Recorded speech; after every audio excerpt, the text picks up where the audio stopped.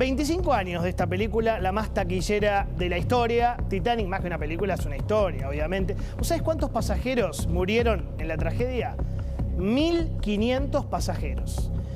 Una de las escenas para mí más interesantes es cuando el capitán, más allá de cuando se parte el barco, hay un momento que es político, donde el capitán se entera de que el naufragio es inminente y sobre todo inevitable. Mira.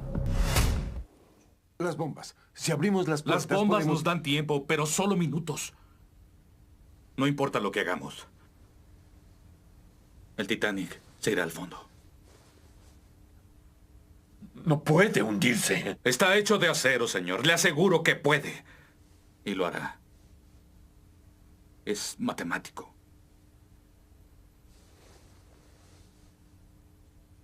¿Cuánto tiempo?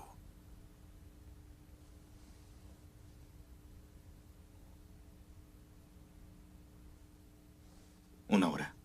Máximo 2.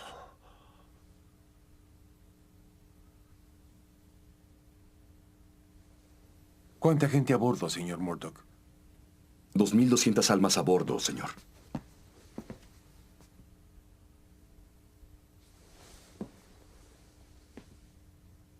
Parece que logrará los encabezados, señor Ismay. El capitán fue informado, el barco se hunde y no hay nada que hacer. Bueno, eso mismo está pasando con el populismo. El capitán ha comprendido que el naufragio es inevitable. ¿Y quiénes son los primeros siempre en abandonar el barco? Siempre. Las ratas. Las ratas empiezan a ir porque ven que los nidos se inundan, ¿viste? Entonces se van. Ruptura del bloque K en el Senado. Huye Guillermo Snopek. Huye Kamau Espínola. Huye Edgardo Cuader. Huye María Eugenia Catalfamo. Se van del frente de todos. ¿Por qué? Porque se dan cuenta que el modelo kirchnerista está terminado. Dato del día para mí, más allá de la reta: 3 millones de argentinos buscan un segundo trabajo según el INDEC. Este es el dato, señores. ¿Por qué? Porque no alcanza la guita. ¿Por qué? Porque según el CECIAC, una familia necesita 334.000 pesos por mes para ser de clase media. Por eso buscan otro trabajo. ¿Quién fue la primera que lo detectó? Que su propio gobierno estaba Titanic, que estaba generando trabajadores pobres, todo lo contrario del peronismo. El peronismo es movilidad social ascendente. La señora. La plata no le alcanza, no llega a fin de mes, y se produce un fenómeno en la Argentina que nunca lo habíamos conocido, y que es el de los trabajadores en relación de dependencia, un segmento de los trabajadores en relación de dependencia pobres. Esto nunca había pasado. Y adivina con quién pasó, Cristina. Pasó con tu gobierno. ¿Viste? Nunca había pasado. Trabajadores pobres. Lo que te faltó decir es, bueno, y pasó conmigo. Ese día, Cristina era el capitán que entendió que el barco, chau. La escena, la primera escena. ¿Por qué? Porque su modelo supuestamente progresista, inclusivo, nacional, popular y qué sé yo, genera trabajadores pobres. Trabajadores pobres. Otro ejemplo. ¿Por qué te pensás que ahora Aníbal Fernández salió hoy a decir que está a favor de las Taser? Mirá esto. Yo las compré en octubre. Ah. Ajá. En octubre las compré. ¿Y a partir de cuándo? ¿Ya las tienen? No las tenemos. Hasta hay que terminar el proceso, que no estaban muy lejos. Ahora, entonces se terminó la polémica con la ciudad. ¿Van a autorizar también ustedes a la ciudad a que compren las Taser? No sé yo, pero seguramente sí. Pero escuchame una cosa, Aníbal. Si las tenías en octubre, ¿por qué no le avisaste? El quilombo que se armó. Ah, pues yo ya las tenía, las Taser. Golpe letal al relato, Aníbal. Al relato, abajo, golpe abajo. A la línea de flotación del relato K. Estuvieron 15 años diciendo que las Taser era la picana de Videla. 15 años. De pronto se acercan las elecciones. No, si yo las Taser ya las tenía. Quiere decir que estuvimos debatiendo ideología 15 años al pedo. Tardaron 15 años en darse cuenta que las Taser son menos letales que la bala de plomo. Se hundió el relato. Se hundió el relato. ¿Qué decía el mismo Aníbal Fernández hace solamente 2 años, también siendo ministro, sobre las Taser? Mirá. ¿Taser sí o no, Aníbal, en tu gestión? No, la Argentina no está preparada para eso ni por casualidad. ¿Y con las que tiene el ministerio qué vas a hacer? ¿Con las que compró en su momento Bullrich? ¿Sabes qué pregunta horrible? La pregunta es horrible porque la respuesta sería horrible. La única que se me ocurre. No se puede usar. La Argentina no está preparada para eso. Hermano, me estás volviendo loco. ¿En qué quedamos? ¿La usamos, no? El giro es oportunismo político. El oportunismo político denota desesperación. Paglini, la desesperación es porque hay una comprensión del hundimiento. Cuanto más lejos estoy del poder, más pavadas hago. ¿Qué decía Estela de Carlotto, la madre del relato de los derechos humanos, sobre las Taser? Fíjate. Uno no puede dejar de referenciar las Taser con las picanas, son una suerte de claro, picanas inalámbricas. Sí. ¿Te trae algún tipo de recuerdo? ¿Tiene alguna particularidad el hecho de la historia que tienen en Argentina este tipo de armas? Sí, claro, si esto tiene el efecto, ese dolor, esa inhibición del cuerpo, el retorcerse, es claro que es similar a una picana que se aplicaba a los prisioneros en la época de la dictadura cívico-militar. ¿Qué dijo el periodista? Picana inalámbrica. Picana inalámbrica. Bueno, bajaron la bandera del relato, tiraron los salvavidas porque comprendieron que la sociedad pica el boleto. Sociedad pica el boleto, ellos, pum, cualquier cosa. Pero no es solo eso. Yo creo que el naufragio también se explica con el kirchnerismo preparándose para hacer oposición. Por eso ahora vamos a hablar de Larreta. Daniel Catalano, dirigente ultra recontra kirchnerista de ATE Capital, llama a tirar 26 toneladas de piedras si gana la derecha. Fíjate. Como representante de los trabajadores estatales, ¿cómo te preparás y cómo se preparan ante ese eventual escenario de un proyecto de esas características, Tano? Y creo que hay que pasar de 14 toneladas a 28 toneladas de piedra. Ya no hay como un punto para hacer. El esquema es no permitir que sea presidente y que gane las elecciones. Todo lo que venga después va a ser tarde. Perdón, 28 toneladas, dije 26. Son más las toneladas de piedra, ¿no? Mil disculpas. Bueno, ya están avisando que se preparan para hacer oposición. Este es el hundimiento. Y ya están avisando que no van a tirar 14, sino 28 toneladas de piedra para voltear a Macri, a Bullrich, a Larreta, a Milei, a Vidal, a Morales, a Espert, a Frigerio, a Santilli o al que sea. Déjense de joder en la oposición. Esto es mafia. Entonces la gran pregunta, yo lo veía hacia adentro de la oposición que tengo, es ¿cómo te parás vos frente a la mafia? Basta la discusión en redes sociales, aburrida. ¿Te parás subiendo la foto de una ruta? ¿Te parás haciendo videitos en Twitter? ¿Se negocia con la mafia, sí o no? Es la discusión central que tenemos que tener. Hoy se lanzó Rodríguez Larreta y pidió terminar con la grieta. Ponelo, dale. Siempre peleándonos entre nosotros. Los únicos que se benefician con la grieta son los que la abrieron, los que se aprovechan de ella. Los que la usen son unos estafadores. O terminamos con la grieta, o la grieta termina con la Argentina. Bueno, no estoy de acuerdo. A ver, la frase es: los que usen la grieta son unos estafadores, ¿no? Para mí esta es la frase más fuerte. Contesta Patricia Bullrich: la grieta es inevitable. Y acá va la pregunta de fondo que debe responder toda la oposición. ¿Cómo te sentás a dialogar con un personaje como Catalano que te avisa que va a tirar 28 toneladas de piedra si el kirchnerismo pierde? ¿Cómo haces ahí? Explícame cómo cerrás la grieta ahí. Esa parte yo no la entiendo. ¿Cómo hacemos para que no haya grieta con gente así? ¿Cómo dialogás con un personaje como Moyano, que pedía echar a la mierda al gobierno de Macri? Fíjate. Cuando el pueblo decide echarlo, cansado de una política de hambre y de miseria que nos han llevado a un gobierno completamente incapaz total, sin ningún conocimiento de lo que es la administración de un país, sin ningún sentimiento de lo que es las necesidades de la gente. Nos han llevado al hambre, a la miseria, y muchos de nuestros hermanos están en la calle, durmiendo en la calle, comiendo con sus criaturas en la calle.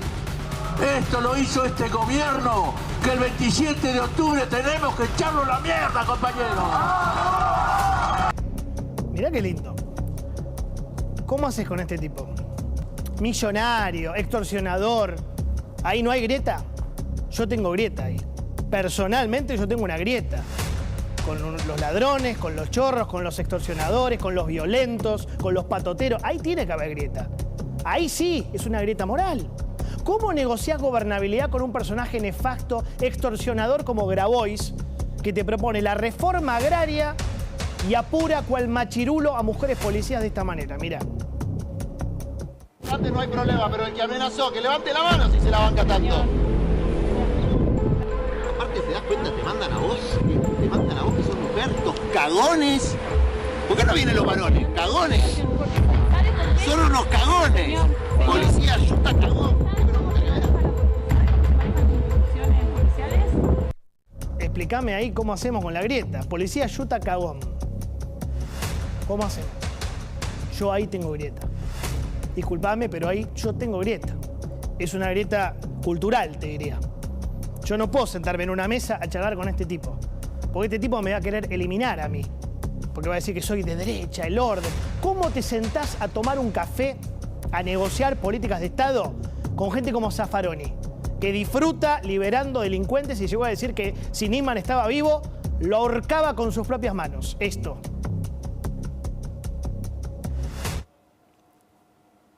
Esa denuncia de Nisman son 300 hojas y si Nisman está vivo yo creo que lo ahorco porque me hizo leer eso varias veces, es incomprensible, es una catástrofe ese escrito. ¿Cómo te sentás con este tipo? Un libera chorros. ¿Cómo te sentás a dialogar políticas educativas con Baradel, que le hizo ¿cuántos paros? 62, ¿lo tenés? 62 paros a Vidal y cero, ninguno al gobierno de Kicillof, siendo que Kicillof cerró las escuelas durante 1 año y medio. ¿Cómo dialogás con este tipo? ¿Cómo dialogás con gente como Massa, ahora sí, que no solo no tiene palabra, como decía Feynman, sino que mandaba a su ejército de trolls a tuitear que Macri era de la Rúa? Yo no me olvido de esto. Hay gente que se olvida. Ponelo. Ya salgan con el hashtag que están los diputados, no a la rebaja de las jubilaciones, tuiteando Macri recorta igual que de la Rúa. ¿Lo puedes poner de vuelta? Yo había pedido que lo repitan. Ponelo, buscalo y ponelo de vuelta, porque es muy interesante. Esto es Massa mandándole a sus amigos, no sé si trolls, este mensaje, mirá.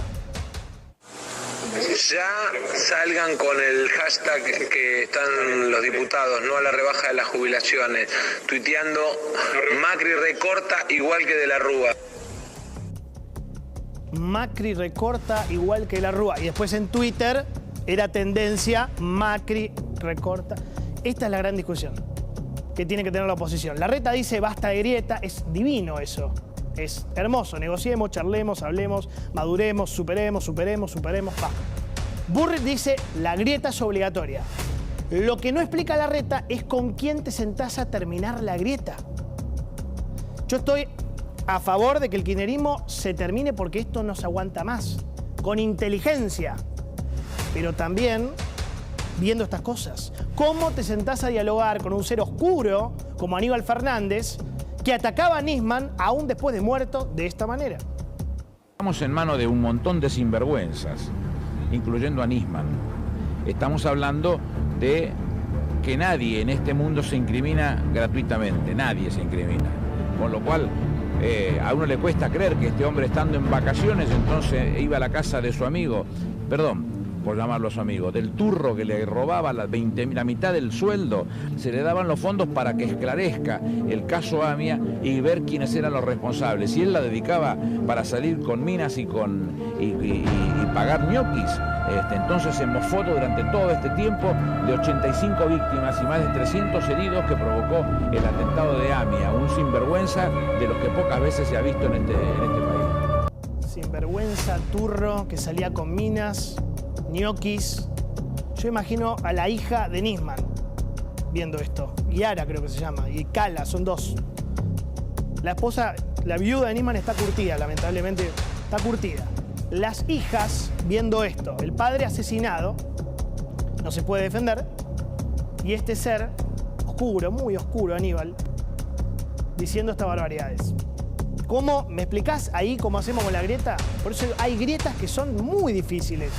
Yo entiendo que utópicamente, idealmente es maravilloso lo que hoy dijo Horacio. ¿Quién puede estar en contra? Filosóficamente estamos todos a favor.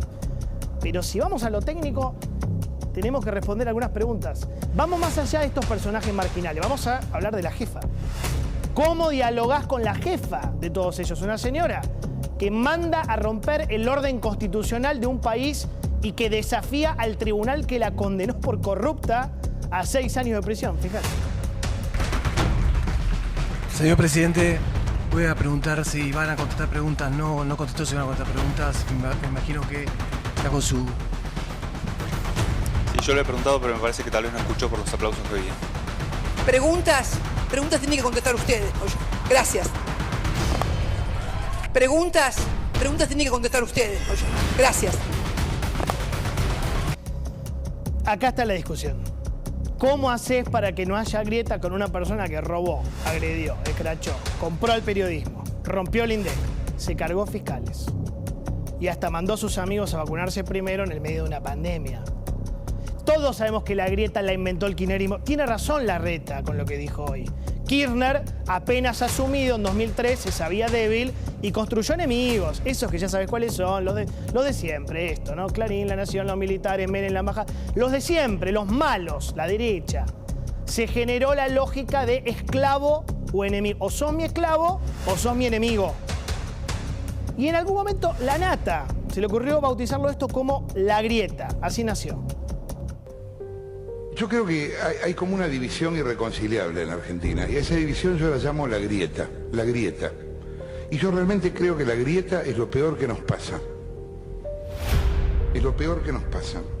Y creo que incluso va a trascender al actual gobierno. El gobierno si en algún momento se irá, vendrán Florencia, Máximo, Néstor Iván, lo que sea, y después se irán, y la grieta igual va a permanecer.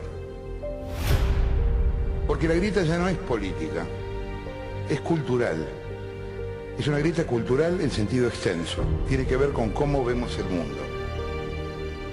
Ha separado amigos, hermanos, parejas, compañeros de laburo. Antes había más gente que yo saludaba acá. Ahora hay menos. También antes había más gente que me saludaba a mí, ahora hay menos. Ha provocado una grieta, una división. Esta historia de que quien está en contra es un traidor a la patria. Y se debe tener que poder estar en contra sin ser un traidor a la patria. Ahí nació la grieta. Hace 10 años ya. Yo pensaba que mañana se cumplen 77 años de Vera en Operón, lo que decía Rabanal. Acá hubo 2 grandes grietas, ¿no? Otra grieta que inventó el peronismo, la grieta. Yo estoy seguro que la enorme mayoría de la gente está harta de que la ataquen por pensar distinto, pero harta. Eso se tiene que terminar. Ahí estoy de acuerdo. La pregunta es, ¿eso implica fingir demencia? Yo tengo que fingir, hago de cuenta que no pasó nada acá. Hago de cuenta que Cristina y su grupo mafioso no nos cagó la vida durante 20 años. Entonces, en definitiva, la pregunta para charlar ahora en la mesa es, ¿vos te sentarías a tomar un café con alguien que te quiere eliminar de la vida? Opiniones libres, hechos sagrados. Señores, bienvenidos.